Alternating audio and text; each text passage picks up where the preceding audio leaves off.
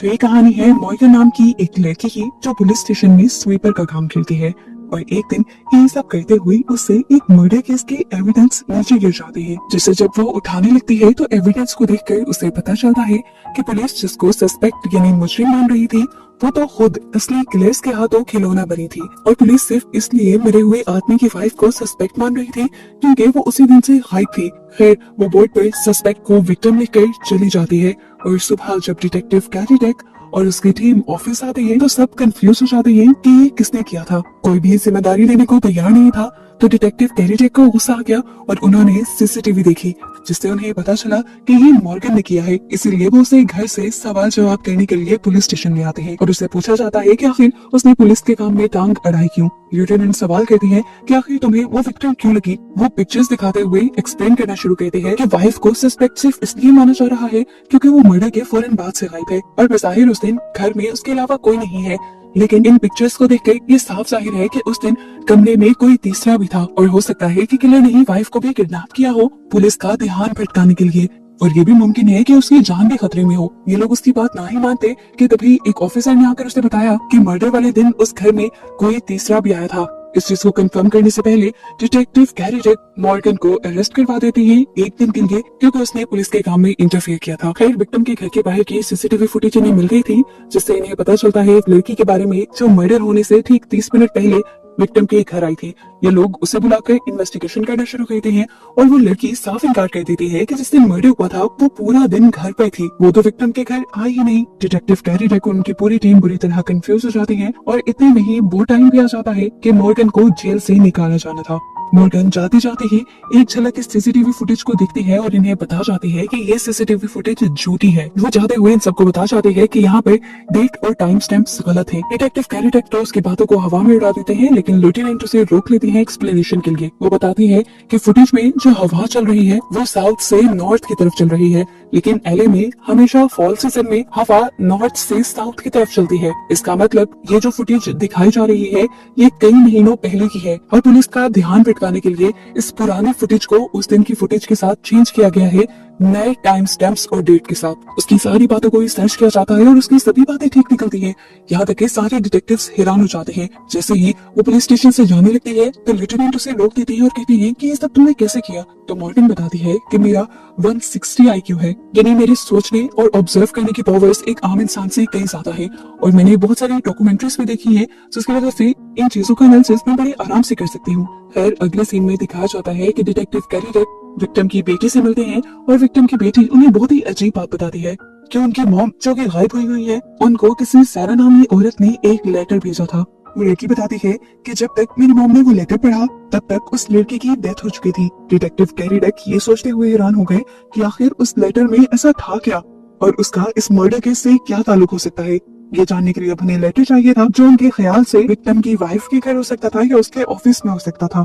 वो इस लेटर के बारे में लेफ्टिनेंट को भी बता देता है और अब लेफ्टिनेंट केस को इतना उलझा हुआ देखकर मॉर्गन से रिक्वेस्ट करती है केस को हैंडल करने के लिए। इन्हें सबसे पहले वो लेटर चाहिए था जो हो सकता था कि मिसिंग वाइफ के ऑफिस में हो। डिटेक्टिव कैरी डेक उस ऑफिस में जाकर बॉस से रिक्वेस्ट करते हैं ऑफिस में लेटर ढूंढने की, पर बॉस ऑफिस की तलाशी लेने से मना कर देते हैं।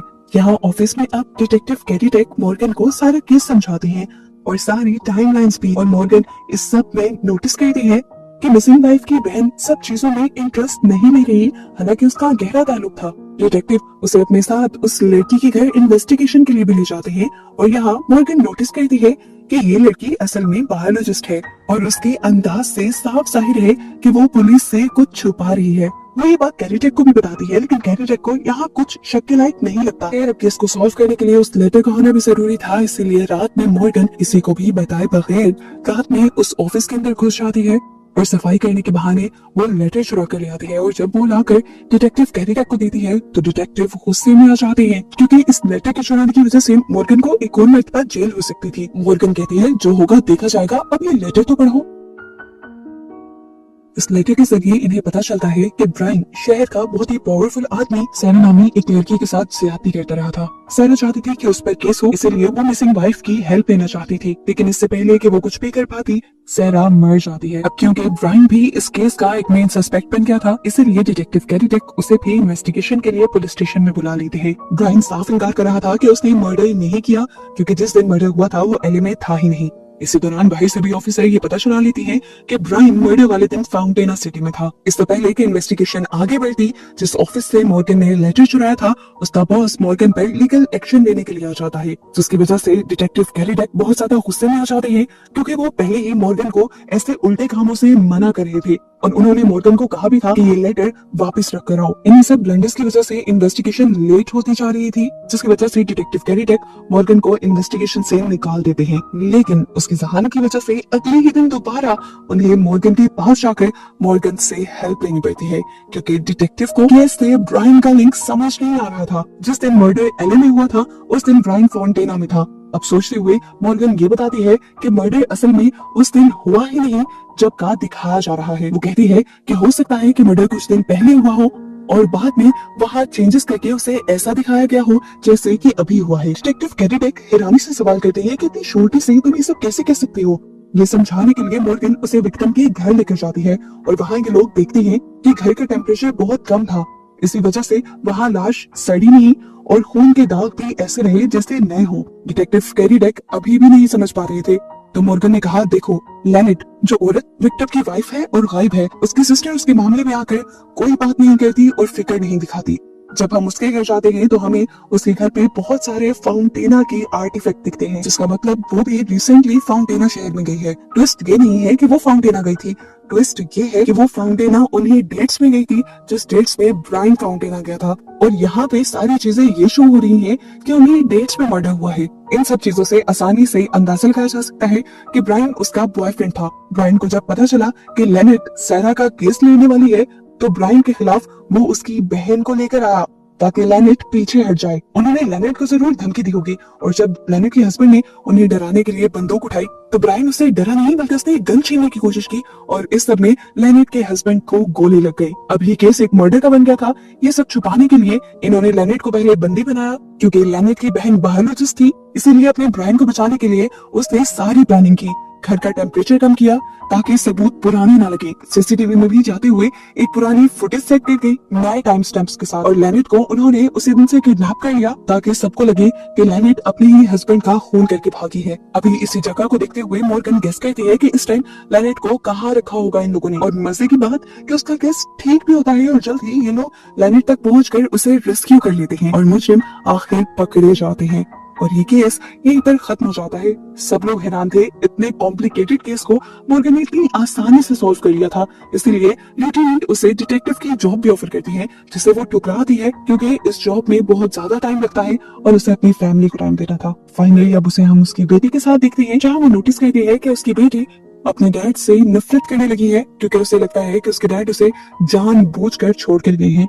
हालांकि उसके डैड 15 साल पहले कहीं गायब हो गए थे और उनका आज तक कोई सुराग नहीं मिला। मॉर्गन को इस चीज से बहुत ज्यादा दुख होता है कि उसकी बेटी उसके डैड को गलत समझ रही थी। मॉर्गन भी आखिर ये पता चलाना चाहती थी कि उसके हस्बैंड को हुआ क्या, इसलिए अगले दिन वो लेफ्टिनेंट से इस शर्त पर जॉब की ऑफर कबूल कर लेती है कि वो उसके हस्बैंड को ढूंढने में उसकी मदद करेंगी और यहाँ पर लेफ्टिनेंट भी उसकी ऑफर को एक्सेप्ट कर लेती है। खैर दिखाया जाता है कि दोबारा मॉर्गन घर पर थी, जहाँ उसे पता चलता है कि उसकी बेटी को कॉलेज में पेंटिंग के लिए फर्स्ट प्राइज मिला है। ये देखकर वो बहुत ज्यादा एक्साइटेड हो जाती है और अपनी बेटी को उसकी डैड की पेंटिंग्स दिखाने लगती है और इस चीज से उसकी बेटी को बहुत ज्यादा गुस्सा आ जाता है, क्योंकि आज भी उसकी बेटी को लगता है कि उसके डैड उसे जानबूझकर छोड़ के गए थे। इसी दौरान उनके दरवाजे पे नॉक होता है। मॉर्गन बाहर जाकर देखती है तो बाहर लेफ्टिनेंट थी, जो उसे उसके हस्बैंड की केस में एक अच्छी खबर देने के लिए आई थी। उसके हस्बैंड की कार का पता चल गया था, जो उसके गायब होने के 3 दिन बाद पुलिस स्टेशन में आई थी और उसकी कार में उस दिन डायपर्स भी मिले थे और इसका साफ मतलब था कि वो ये डायपर्स अपने बच्चों के लिए ला रहा है। उसका अपनी फैमिली को छोड़ने का कोई इरादा नहीं था। और ये बात सुनकर मॉर्गन की आंखों में आंसू आ जाते हैं। फिर दिन गुजरते रहते हैं और मॉर्गन अपने डिटेक्टिव की जॉब करती रहती है। वो बहुत सारे मर्डर केसेस में हेल्प कर, जिससे जल्द ही पुलिस मुजरिमों को पकड़ भी लेती है। साथ साथ खुद लेफ्टिनेंट मॉर्गन के हस्बैंड की इन्वेस्टिगेशन कर रही थी और एक दिन उन्हें पता चलता है कि आज से 15 साल पहले उनके ही एक ऑफिसर ने मॉर्गन के हस्बैंड को अरेस्ट किया था, क्योंकि उसने इलीगली एक दीवार पर पेंटिंग बनाई थी और उस बिल्डिंग के अंदर अक्सर क्रिमिनल्स रहते हैं। लेफ्टिनेंट ये बात आकर फौरन मॉर्गन को बताती है और उन्हें कहती है कि मुझे लगता है तुम्हारे हस्बैंड ने कुछ ऐसा किया है जिसकी वजह से कोई उसे ले गया है या वो गायब हुआ है, क्योंकि जहाँ पर उसने पेंटिंग बनाई थी वो क्रिमिनल्स की जगह है। देखकर मॉर्गन उसे बहुत सारी पिक्चर्स दिखाती है जिसमें उसके हस्बैंड की बनाई बहुत ही अच्छी अच्छी पेंटिंग्स थी और वो कहते हैं कि मुझे नहीं लगता कि आप इस बारे में ठीक कह रही हैं। खैर महीनों गुजर जाते हैं और महीनों के काम के बाद फाइनली मॉर्गन को डिटेक्टिव का काम करते हुए उसका फॉर्मल बैज मिल जाता है। वो बहुत ज्यादा खुश थी और इस चीज को सेलिब्रेट करने के लिए वो वॉशरूम में जाकर उसकी पिक्चर्स ले रही थी कि तभी वहां पर रोते हुए एक औरत आती है। मॉर्गन उससे पूछती है क्या हुआ, तो वो औरत रोते हुए बताती है कि उसकी 2 बेटियां गायब हैं और उन्हें की रिपोर्ट करवाने के लिए वो पुलिस स्टेशन में आई है। मॉर्गन उससे कहते हैं घबराए नहीं, आपकी दोनों बेटियां मिल जाएंगी। डिटेक्टिव कैरी डक और मॉर्गन ही इस चीज की इन्वेस्टिगेशन स्टार्ट करते हैं और इन्वेस्टिगेशन के लिए वो इस औरत के घर जाकर इस औरत से और उसके डैड से बातें करना शुरू कर देते हैं और बातें करते हुए इन्हें पता चलता है कि ये औरत डाइवोर्स है और उसका एक्स हस्बैंड जो कि एनवायरमेंटलिस्ट है वो चाहता था कि बेटियां उसके पास रहें। उसने कई मर्तबा लीगल कस्टडी के लिए भी केस किया लेकिन वो जीत नहीं सका। ये लोग अब उस आदमी पर ही इन्वेस्टिगेशन स्टार्ट कर देते हैं और इन्हें पता चलता है कि उस आदमी ने पिछले ही महीने अपनी दोनों बेटियों के पासपोर्ट के लिए भी अप्लाई किया था। हो सकता है कि वो अपनी बेटियों को लेकर भाग गया हो। सच्चाई क्या थी ये जानने के लिए डिटेक्टिव कैरी डक और मॉर्गन उसके घर चले जाते हैं। अंदर कोई भी नहीं था, लेकिन मॉर्गन उसी के घर के पास एक छोटा सा ग्रीन हाउस दिखती है। मॉर्गन नोटिस करती है कि इसी ग्रीन हाउस में एक ही प्लांट के अंदर कुकम्बर भी लगाए गए हैं और टोमेटोज भी लगाए हुए हैं। हालांकि ये दोनों एक ही साथ उग ही नहीं सकते और अगर वो आदमी एक एनवायरमेंटलिस्ट है तो उसे तो ये बात पता होगी। डिटेक्टिव कैरी डक कहते हैं तो क्या तुम ये कहना चाहती हो कि इस ग्रीन हाउस को नया नया बनाया गया है और यहाँ पे कुछ छुपाया गया है? मॉर्गन कहती है हो भी सकता है। ये लोग जल्दी से ऊपर ऊपर के प्लांट हटाते हैं और यहाँ पर उन्हें क्या मिलता है, उसी आदमी की लाश जिसे ये लोग सस्पेक्ट समझ रहे थे। यानी वो तो आदमी खुद विक्टिम बन चुका था, उसका मर्डर हो गया था। अब ये लोग ये भी समझ गए थे कि अगर इस आदमी को किसी ने मारा है तो जरूर वो दोनों बच्चियां भी किसी बड़े खतरे में हैं। खैर बहुत बड़ी बात थी, इन्हें उस बच्चियों की मॉम को ये सब इन्फॉर्म करना था, इसलिए वो उसके घर चले जाते हैं और हैरान रह जाते कि वो लोग एक बहुत बड़े मेंशन में रहते थे। यहाँ तक कि उसके डैड के पास एक पर्सनल ड्राइवर भी था। डिटेक्टिव कैरी डक उन लोगों से बातें करने में लग जाते, जबकि मॉर्गन इसी घर में उनकी बेट से बातें करने लग जाती है और बातें करते हुए मेट बताती है कि जिस दिन उस आदमी का मर्डर हुआ था उसने उस आदमी के फादर इन लॉ को कहीं से बहुत घबराया हुआ आता देखा था। अब मॉर्गन को और शक होने लग जाता है। वो मरे हुए आदमी के बारे में उसके नेबरहुड से पता चलवाती है और चाइल्ड ब्यूरो से उसकी बिहेवियर रिपोर्ट लेती है। जो बिहेवियर रिपोर्ट बहुत ज्यादा नेगेटिव लिखी गई थी, जिसकी वजह से ही तो कोर्ट उसके बच्चों की कस्टडी उसे नहीं देती थी। मॉर्गन डिटेक्टिव कैरी डक को बताती है कि ये रिपोर्ट जो कि सोशल सर्विसेज ने लिखी है और वो रिपोर्ट जो हमें उसके नेबरहुड और रिलेटिव से मिल रही है वो बिल्कुल ऑपोजिट है, जिसका साफ मतलब है कि यहाँ पर सोशल वर्कर भी इन्वॉल्व है और उसे कुछ बहुत बड़ा पता है। ये लोग उस सोशल वर्कर के बारे में रिसर्च करते हैं और उन्हें उसका नाम सहरा पता चलता है। इसके भी रेड बाल थे, जिसके बारे में बहुत सारे लोगों ने बताया था कि वो बार बार उस मरे हुए आदमी के साथ फिरती भी थी। ये लोग उसके घर पहुंचते हैं और यहाँ की चीजें देखते हुए मॉर्गन अंदाजा लगाती है कि ये औरत ज्यादा पैसे नहीं कमा पाती, क्योंकि उसके किचन की जो रेगुलर चीजें थी वो काफी चीप थी। लेकिन उसके बावजूद उसके लॉन्च में हवाई से आए कुछ फ्लावर्स रखे हुए थे। उसने 5 स्टार होटल के लग्जरी स्लीपर्स पहने हुए थे और उसके डाइनिंग टेबल पर बहुत सारे महंगे महंगे बिल्स भी रखे हुए थे, जिससे वो साफ अंदाजा लगा लेते हैं कि मरे हुए आदमी के फादर इन लॉ यानी इन बच्चों के ग्रैंडफादर ओल्ड मैन जो कि एक अमीर आदमी है, वो इस सोशल वर्कर को रिश्वत देते नहीं है ताकि वो उस आदमी के बारे में गलत रिपोर्ट लिखे। अब क्योंकि मॉर्गन ने उसकी सच्चाई उसके सामने ही बोल दी थी, तो सहरा और झूठ ही बोलती है और सच बता देती है कि ओल्ड मैन और भी लोगों को रिश्वत देता रहा है ताकि वो मरे हुए आदमी के बारे में गलत गलत बातें मशहूर कर सके। सहरा का इसके अलावा इस केस से कोई ताल्लुक नहीं था, इसलिए ये लोग सहरा को छोड़कर चले जाते हैं और उस ओल्ड मैन को अरेस्ट कर लिया जाता है। यहाँ इनके घर पर सर्वेंट्स की दोबारा इन्वेस्टिगेशन शुरू होती है और ड्राइवर बताता है कि जिस दिन मर्डर हुआ उस दिन फादर इन लॉ कहीं पर गए भी थे, वो भी ड्राइवर को साथ लिए बगैर। Detective carry duck police station में आकर ओल्ड मैन से इन्वेस्टिगेशन शुरू कर देते हैं और ओल्ड मैन बार बार इनकार करता रहता है कि उसने वो मर्डर नहीं किया। तो डिटेक्टिव कैरी डक कहते हैं मैं नहीं कह रहा कि आपने मर्डर किया है, मैं ये कह रहा हूँ कि आपने किसी को हायर किया होगा उस आदमी को मरवाने के लिए, क्योंकि उस आदमी को मरवाने में आपकी इंटेंशंस कुछ और भी थी। वो आपके सारे इलीगल बिजनेसेस के बारे में जानता था और आपको ये बात उसकी पसंद नहीं थी। वो आदमी लगातार इनकार करता रहता है, लेकिन यहाँ पर दूसरी तरफ से जो इन्वेस्टिगेशन चल रही थी उसके जरिए पता चला लिया जाता है कि सच में ओल्ड मैन ने एक आदमी को हायर किया था अपने ही सन इन लॉ को मरवाने के लिए। ये लोग उस आदमी को भी पकड़ लेते हैं, लेकिन उस आदमी के पास वो दोनों किडनैप हुई बच्चियां नहीं मिलती। जिस दिन वो आदमी पकड़ा जाता है उसी दिन अब उन बच्चियों की मॉम भी वहां से गायब हो जाती है, जिसकी वजह से सारे डिटेक्टिव उसे भी सस्पेक्ट लिस्ट में रखने लग जाते हैं कि क्या पता अपने डैड के बुरे कामों को छुपाने के लिए उस औरत ने खुद ही ये सारा खेल रचा हो। मॉर्गन को इनकी बातों पर यकीन नहीं आ रहा था। मॉर्गन इनकी बातों से साफ इनकार कर रही थी, लेकिन तभी यहाँ पर एक ऑफिसर आकर उनको एक खबर देती है कि उस औरत ने बैंक से एक बहुत बड़ी अमाउंट बाहर निकलवाई है अभी कुछ ही देर पहले। और ये चीज मॉर्गन को भी शक में डाल देती है कि क्या मदर ने ही तो खुद अपनी बेटियों को गायब नहीं किया। खैर मॉर्गन आज घर आ जाते हैं और जब वो न्यूज में उन्हीं बच्चियों की रिपोर्ट दिख रही होती है तो वो बच्चों की पिक्चर के पीछे एक बहुत ही कीमती आर्टिफैक्ट दिखती है जो कि बुद्धा था। और उसे याद पड़ता है कि जब वो उस घर को विजिट करने गई थी तो वहाँ भी कोई भी आर्टिफैक्ट नहीं था, जिसका मतलब किसी ने वो महंगा आर्टिफैक्ट उनके घर से चुराया था। ये बात वो फौरन डिटेक्टिव को बताती है। ऐसे आर्टिफैक्ट बहुत कम मिलते थे और ये लोग अब आर्टिफैक्ट की शॉप पे जाके ये पता चला सकते थे कि आखिर उस आर्टिफैक्ट को बेचा किसने है। जरूर उस आदमी का मर्डर से कुछ ताल्लुक होगा।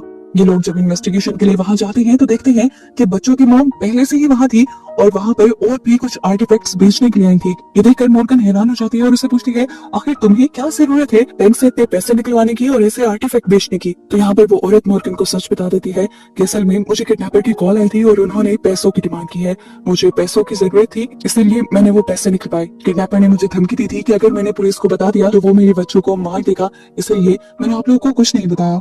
मॉर्गन को अब केस में कुछ समझ आ रहा था। वो डिटेक्टिव कैडिडेट को भी कॉल करके यहाँ बुला लेती है और ये दोनों इस मदर से वादा करते हैं कि तुम्हारे बच्चों को कुछ नहीं होगा और ना ही हम उस आदमी को पकड़ने के लिए कोई भी एक्शन लेंगे, हम बस पैसे देने के लिए तुम्हारे साथ जरूर जाएंगे। ये लोग उस जगह पर पहुंच जाते हैं जहाँ पर किडनैपर ने उन्हें बुलाया था। मदर उससे पैसे भी दे देती है और वो आदमी पैसे लेकर बच्चों को छोड़े बगैर वहाँ से भाग जाता है और यहाँ पर सभी लोग पैनिक कर जाते हैं। और तब डिटेक्टिव कैडिडेट सबको कहते हैं काम डाउन, रिलैक्स रहिए आप लोग, मैंने पैसों के बैग में एक ट्रैकर लगाया था जिसकी वजह से हम किडनैपर्स को पता चला लेंगे। ये लोग जैसे ही अपने लगाए ट्रैकर को ट्रेस करते हुए कार तक पहुंचते हैं। इन इस कार के अंदर ना बच्चे मिलते हैं और ना ही पैसे। अब मॉर्गन यहाँ पर उस कार का रेडियो चलाती है जहाँ पर एक स्पेसिफिक शो चल रहा था।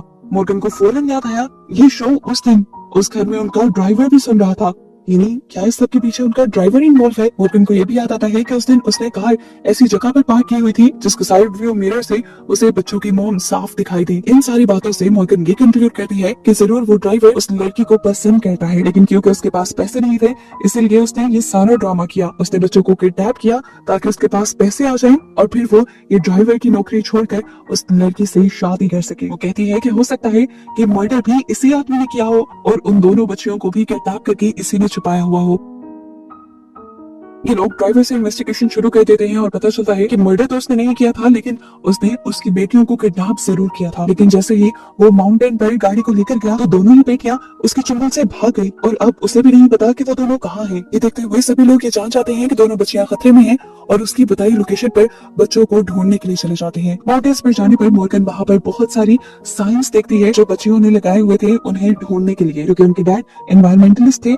ये सब उन्हें उनके डैड ने ही सिखाया था। इन्हीं क्लूज की वजह से आखिर इन्हें जल्द ही वो दोनों बच्चियां मिल भी जाती हैं और ये लोग उन्हें रेस्क्यू करके उनकी मदर के पास छोड़ देते हैं और ऐसे ये कॉम्प्लिकेटेड केस भी मॉर्गन सॉल्व कर देते हैं। खैर अब अगला दिन आ जाता है और मॉर्गन ने जैसे अपनी बेटी से प्रॉमिस किया था वो अपनी बेटी को पुलिस स्टेशन दिखाने के लिए पुलिस स्टेशन में आती है, जहाँ पर उसकी बेटी वॉशरूम के लिए निकल जाती है और इतना नहीं हम देखते हैं कि पुलिस स्टेशन के अंदर एक अजीब सी औरत घुस आती है। काफी चालाक थी ये औरत। एक ऑफिसर से गन खींचते हुए वो यहाँ पर जल्द ही सभी लोगों को बंदी बना लेती है और सब लोगों को ये शॉकिंग न्यूज देती है कि उसने पहले से ही पूरे पुलिस स्टेशन में जगह जगह बॉम्ब इम्प्लांट करवा दिए हैं। ये काम उसने अकेले नहीं किया था बल्कि उसका साथी भी यहाँ पे था। जब सभी ऑफिसर्स को धमकाते हुए उनके फोन लेने लग जाता है और इससे पहले कि वो मॉर्गन के पास आकर मॉर्गन का भी फोन ले लेता, मॉर्गन अपनी बेटी को इस बिल्डिंग से भाग जाने का एक अलर्ट मैसेज भेज देती है। हम मॉर्गन की बेटी इस चीज को सुनती नहीं और वो वापस अपनी मदर के पास आ जाती है जहाँ पर अब गोलियां चलने की आवाजें आ रही थी। यहाँ क्या दिखाया जाता है कि जो औरत जिसने सबको यहाँ पे हॉस्टेज बनाया हुआ था वो बताती है कि हमारे एक साथी को उन लोगों ने मर्डर के इल्जाम में अरेस्ट किया हुआ था और वो मर्डर उसने किया भी नहीं है। ये लोग कोर्ट तक भी गए अपने साथी को बचाने के लिए, लेकिन कुछ नहीं हो सका। वो औरत बताती है कि मैं सिर्फ अपने साथी को जस्टिस दिलवाना चाहती हूँ, इंसाफ दिलवाना चाहती हूँ और इसीलिए यहाँ आई हूँ। अब सारे डिटेक्टिव्स मिलकर वो सबूत इकट्ठा करेंगे जो उसके फ्रेंड को इंसाफ दिलवाएं और उसे मासूम जाहिर करें। इस ऑफिस के बाहर हम लेफ्टिनेंट और डिटेक्टिव कैरीटेक को देखते हैं, जिन्हें पुलिस स्टेशन में होने वाली हर चीज का पता चल गया था। वो इन दोनों लोगों के बारे में पता चलाते हैं जो पुलिस स्टेशन में घुस आए थे और इन्हें पता चलता है कि ये दोनों मिलिट्री ऑफिसर्स हैं। अब यही सोल्जर ऑफिसर के जरिए लेफ्टिनेंट को कॉल करवाती है और कहती है कि जल्द से जल्द एविडेंस ढूंढो, नहीं तो यहाँ पर जितने भी लोग हैं वो सभी मारे जाएंगे। अब उसके कहे के मुताबिक लेफ्टिनेंट और कैरीडेक उस केस को दोबारा रीओपन करते हैं और उस पर इन्वेस्टिगेशन स्टार्ट कर देते हैं। असल में हुआ ये था कि उनकी वैन के अंदर उनके सीनियर ऑफिसर को मरा हुआ देखा गया था और सारे एविडेंस इस आदमी के खिलाफ आ रहे थे, क्योंकि उससे पहले उसके सीनियर ऑफिसर से कोई लड़ाई हुई होगी। अभी तक ऐसा कुछ भी नहीं मिल रहा था जो उस आदमी को मासूम जाहिर कर दे। पुलिस स्टेशन के अंदर हॉस्टेज बने हुए डिटेक्टिव्स भी सारी केस की हिस्ट्री देख रहे थे और अभी तक लोगन नाम का ही वो बंदा जो अरेस्ट भी हुआ है वही मुजरिम नजर आ रहा था। लेकिन तभी मॉर्गन केस को बहुत अच्छे से देखती है और गौर करते हुए आगे जाकर बताती है कि मर्डर साइट से खून के धब्बों के दरमियान में एक प्रॉपर कॉर्नर बना हुआ था, जिसका मतलब था कि यहाँ पर पहले कोई पेज था, कोई पेपर था जिसे वहाँ से उठा लिया गया। उस पेपर में ऐसा क्या था, ये सस्पेंस की बात थी और जिसने उस पेपर को वहाँ से उठाया हो सकता है कि वो किलर हो। मॉर्गन जल्दी से लेफ्टिनेंट और डिटेक्टिव कैरीटेक को कॉल करवाती है जो उस आरवी वैन के अंदर थे। वो डिटेक्टिव से पूछती है कि क्या उन्हें यहाँ पर कोई पेपर मिला। डिटेक्टिव बताते हैं कि उसे उस आरवी वैन में कोई भी पेपर नहीं मिला, लेकिन यहाँ पर मेजर का लैपटॉप जरूर था। मॉर्गन उससे कहती है कि इसमें देखें कि वो लास्ट किस फाइल पर काम कर रहा था। कंप्यूटर से इन्हें पता चलता है कि मेजर एक पेपर पर काम कर रहे थे जिसमें वो किसी सोल्जर को सजा दिलवाना चाहते थे। यहाँ से ज्यादा क्लू नहीं मिलता तो ये लोग मेजर की बेटी को इन्वेस्टिगेशन के लिए बुला लेते हैं। मेजर की बेटी इन्हें बताती है कि जिस दिन उसका मर्डर हुआ उससे पिछली रात उन लोगों ने डिनर प्लान किया हुआ था जो उसके डैड ने कैंसिल कर दिया था और ऐसा सालों में पहली मर्तबा हुआ था और अगले दिन उनका मर्डर हो गया। मॉर्गन को ये पता चलाना था कि आखिर उस दिन अपनी बेटी के साथ डिनर छोड़कर मेजर गए कहाँ पे थे, इसलिए वो एविडेंस बॉक्स में से उनका फोन निकालती है और चेक करती है। फोन की लास्ट लोकेशन के जरिए इन्हें पता चलता है कि मेजर आखिरी मर्तबा एक ऐसी जगह गए थे जहाँ पर ड्रग डील्स होती है। मॉर्गन कड़ी से कड़ी मिलाती है और बताती है कि मेजर जिस सोल्जर के खिलाफ रिपोर्ट लिख रहे थे जरूर वही ड्रग एडिक्ट होगा। अब वो मिलिट्री में पता करवाती है कि ऐसा कौन सा सोल्जर है जिसको ड्रग के केस की वजह से वहाँ से निकाला गया है। इन्वेस्टिगेशन अब यहाँ पर लंबी होती जा रही थी तो वो आदमी जिसने पूरे पुलिस स्टेशन को हॉस्टेज बनाया हुआ था वो पैनिक करने लग गया। उसके साथी ने आकर उसे काम डाउन किया और उसे समझाया कि पैनिक करने की जरूरत नहीं है, हमें पुलिस वालों पर भी यकीन नहीं करना, लेकिन फिलहाल हमें उन्हीं की मदद चाहिए। ये लोग बात ही कर रहे थे कि इतने में दूसरे ऑफिसर को पता चल गया कि वो लोग पैनिक हुए हुए हैं, इसलिए वो उसको मारकर उसकी गन छीनने की कोशिश करता है, लेकिन इस सब में बेचारे ऑफिसर की टांग पर ही गोली लग जाती है। सारे घबरा से जाते हैं और मॉर्गन इस ऑफिसर के लिए एम्बुलेंस की डिमांड करती है। ये लोग जब मॉर्गन की बात नहीं मानते तो मॉर्गन इन्हें इमोशनल करने की कोशिश करती है और कहती है कि लड़की जिसने इन्हें हॉस्टेज बनाया हुआ था वो इस टाइम प्रेग्नेंट थी और उसका रिलेशन लोगन के साथ था, उसी ऑफिसर के साथ था जो इस टाइम अरेस्ट हुआ है। ये जानकर उसका दूसरा साथी गुस्से में आ जाता है। उसे ऐसे लगता है कि जैसे इस लड़की ने उसे धोखा दिया है। तो वो लड़की कहती है मैंने तुम्हें कोई धोखा नहीं दिया, बस तुम्हें ये बात नहीं बताई कि मैं प्रेग्नेंट हूँ।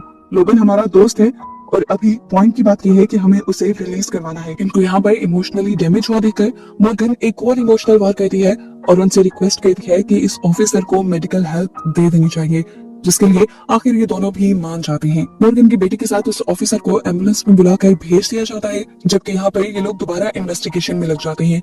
इन्हें एक आदमी का पता तो चलता है जिससे लास्ट टाइम मेजर मिले थे, लेकिन ये सब इन्होंने एक सीसीटीवी फुटेज से पता चलाया था, जो फुटेज बहुत ज्यादा ब्लर होने की वजह से ये लोग उस आदमी को ठीक तरह देख नहीं पाते और पहचान भी नहीं पाते कि वो आदमी कौन था और क्या वही किलर हो सकता था या नहीं। जैसे जैसे ये इन्वेस्टिगेशन डिले होती जा रही थी वो आदमी और भी ज्यादा पैनिक होता जा रहा था और उसके साथ ही उसे बार बार यही समझा रही थी कि पैनिक होने की जरूरत नहीं है। यहाँ पर मॉर्गन सारी पुरानी इन्वेस्टिगेशन को पढ़ रही थी और उससे उन्हें पता चलता है कि मेजर ने मरने से कुछ दिन पहले एक ट्रैकिंग डिवाइस भी खरीदी थी। जरूर मेजर किसी को ट्रैक करना चाहते थे। मेजर ने ये डिवाइस किसके लिए खरीदी थी ये जानने के लिए मॉर्गन मेजर का ही फोन निकाल लेती है। ट्रैकर ये शो कर रहा था कि जिस भी आदमी को ट्रैक किया गया वो लास्ट टाइम ड्रग डीलरशिप के अंदर ही था। मॉर्गन यहाँ पुलिस वालों को शॉकिंग न्यूज ये भी देती है कि जिस भी आदमी ने मेजर को मारा है वो ये नहीं जानता कि मेजर ने उसके पीछे एक ट्रैकिंग डिवाइस लगाई हुई थी और इसी ट्रैकिंग डिवाइस के जरिए हम उस तक पहुंच सकते हैं। अभी तक लग तो यही रहा है कि जिसको मेजर ट्रैक करना चाह रहे थे उसी ने मेजर को मारा होगा, क्योंकि मेजर की लास्ट लोकेशन भी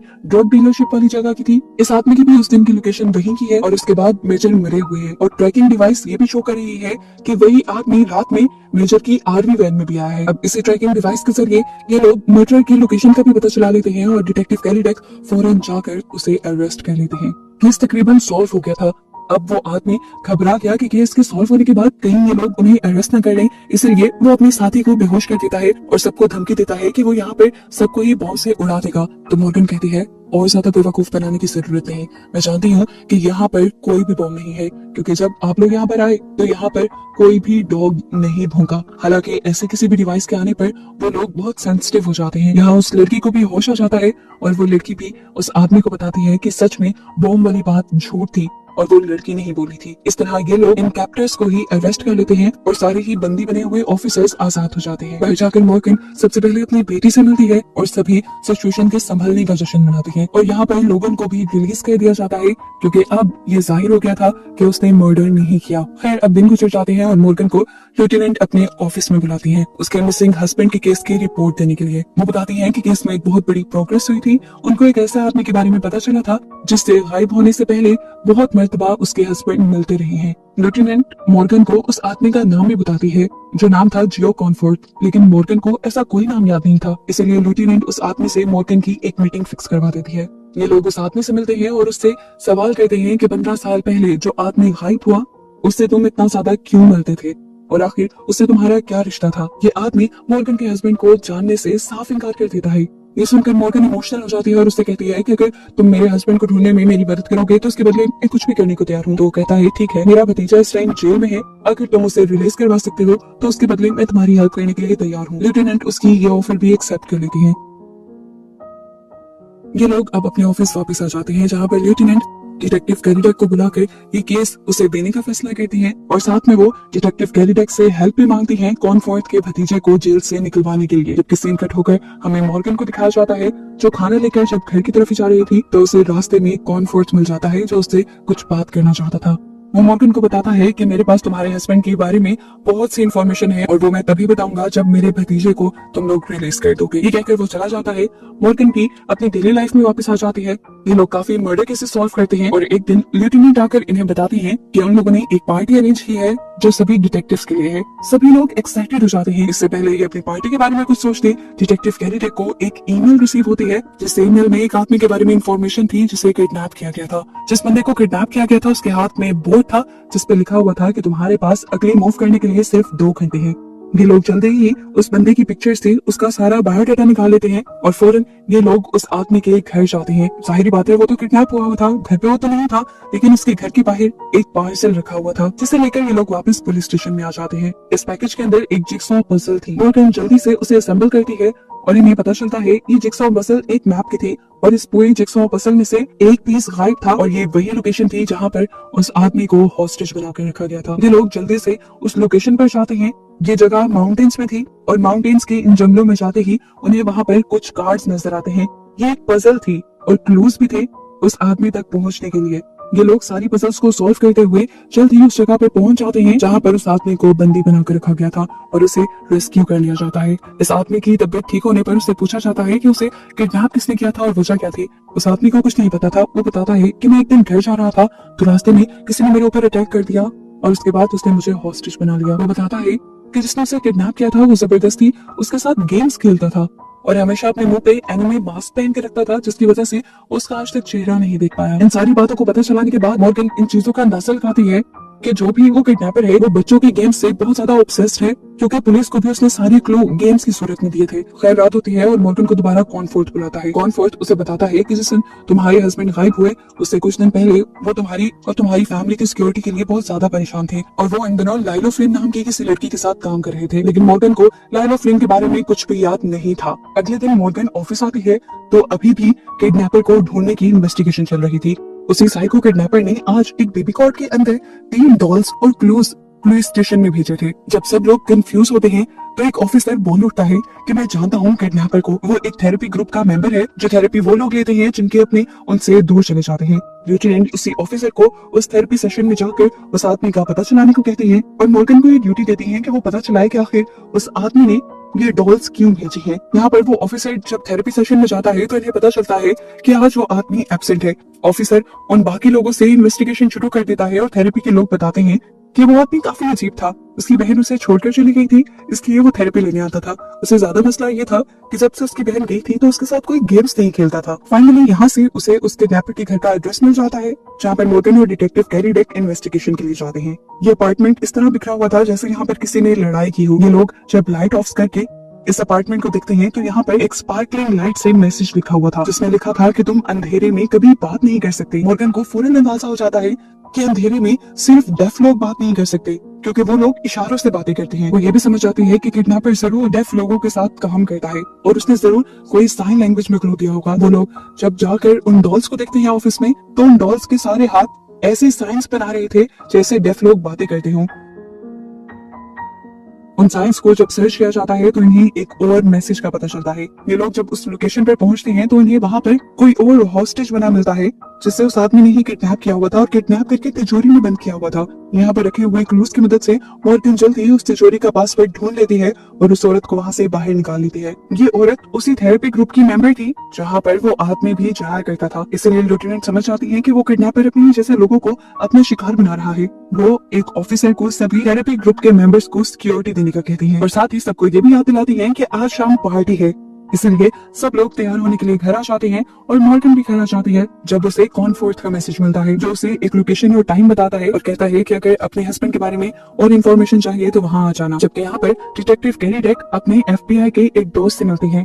वो उनसे एक लड़की के बारे में पता चलवाना चाहते थे जो अक्सर मॉर्गन के हस्बैंड के साथ देखी गई है, जिसका नाम लाइलो फ्लिन था। जिसका नाम सुनकर FBI एजेंट भी हैरान हो जाते हैं और बताते हैं कि लाइलो फ्लिन भी अंडरकवर FBI एजेंट थी और 15 साल पहले वो मारी गई थी। जाते जाते ही FBI officer detective carry deck को एक फाइल भी देकर जाता है जिसमें लाइलो फ्लिन का पूरा बायोडाटा था। अब सीन कट होकर हमें उस ऑफिसर को दिखाया जाता है जो थेरेपी ग्रुप का मेंबर भी था और यहाँ पर डिटेक्टिव भी था। वो जब अपनी पुलिस पार्टी के लिए तैयार होकर निकलता है तो एकदम से गाड़ी में बैठते ही उसका एयर बैग फट जाता है और सामने हम किसी मास्क पहने आदमी को देखते हैं। ये वही किडनैपर था जो अपने ही ग्रुप के लोगों को किडनैप कर रहा था और उसने अब डिटेक्टिव को किडनैप कर लिया था। यहाँ पार्टी में सभी लोग एंजॉय कर रहे होते हैं, लेकिन तभी सबको उसी ऑफिसर की कमी महसूस होने लगती है। जो लोग उसे कॉल भी करके देखते हैं लेकिन वो कॉल भी रिसीव नहीं कर रहा था। इसीलिए लेफ्टिनेंट एक ऑफिसर को उसके घर जाकर देखने को कहती है। जबकि यहाँ पर हम डिटेक्टिव कैरी डेक और मॉर्गन को डांस करता हुआ दिखते हैं, जहाँ पर डिटेक्टिव कैरी डेक मॉर्गन से परमिशन मांग के वो उसके हस्बैंड का केस पूरी तरह डिटेक्टिव कैरी डेक को दे दे और उसे कॉनफोर्थ का नंबर भी दे दे ताकि वो कॉनफोर्थ से कांटेक्ट करके उससे इन्वेस्टिगेशन करके मॉर्गन के हस्बैंड का पता चला सके। इससे पहले कि ये लोग कुछ कह पाते, इन्हें इमरजेंसी में उस ऑफिसर की कॉल आती है जो दूसरे ऑफिसर के घर उसे देखने के लिए गई थी। वो बताती है कि उस ऑफिसर की गाड़ी का एयर बैग फटा हुआ है और वो ऑफिसर गाड़ी में नहीं है और न ही घर पर है। इसी गाड़ी में से उसे एक क्लू भी मिला था जिससे इन्हें पता चला कि उस ऑफिसर को किडनैप करने वाला वही साइको किडनैपर है। ये लोग अपनी पार्टी छोड़कर उस पजल को सॉल्व करने में लग जाते हैं और जल्द ही मॉर्गन को ये पता चल जाता है कि पजल उस लोकेशन के बारे में है जिस बड़े से मेंशन के अंदर एक स्विमिंग पूल भी है। ये लोग फौरन वहां जाते हैं तो देखते हैं कि उस ऑफिसर को एक ऑक्सीजन मास्क पहनाकर उसी पूल के अंदर बांधा गया था। मॉर्गन और डिटेक्टिव कैरी डेक जाकर जल्द ही उसकी जान बचा लेते हैं। अगली सुबह दिखाया जाता है कि डिटेक्टिव कैरी डेक